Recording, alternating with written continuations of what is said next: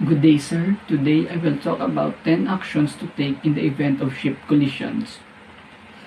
Collision accidents between two or more vessels are among the most serious maritime disasters that can occur to a given seafarer.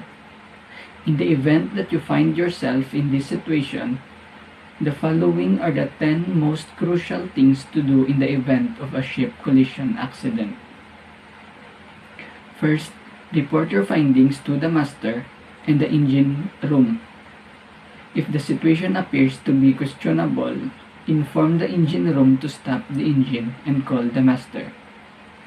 The master's expertise, knowledge, and unequaled authority will assist in making rapid and decisive judgments that will save lives.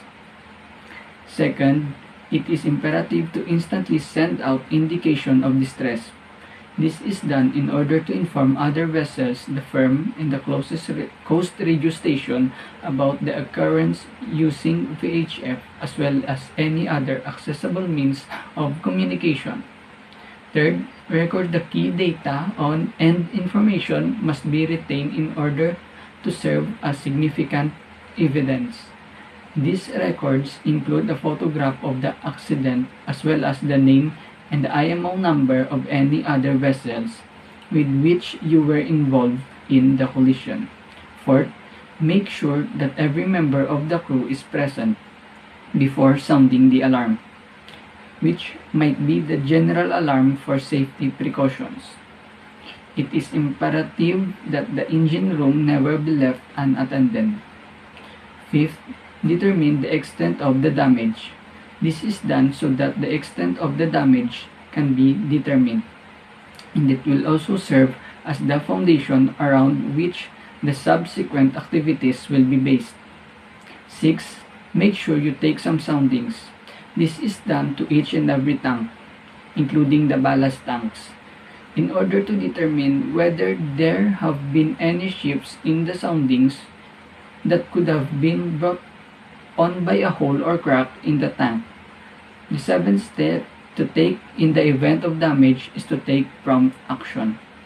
In the event that the tanks develop cracks and water begins to seep inside, you will need to make the required preparations to pump out the water.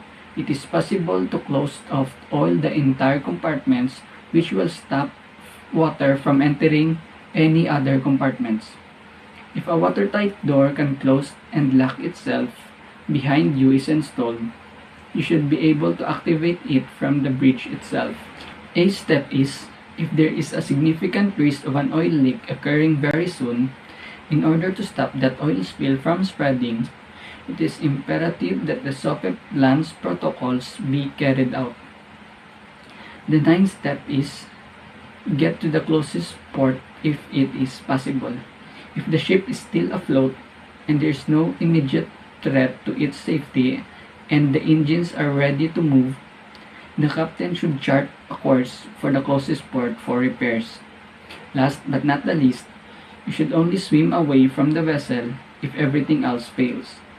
If there are no other reasonable plans to save the ship, and if it begins to sink, the master should give a verbal order to all the crew members to abandon the ship and do whatever it takes to keep the ship afloat.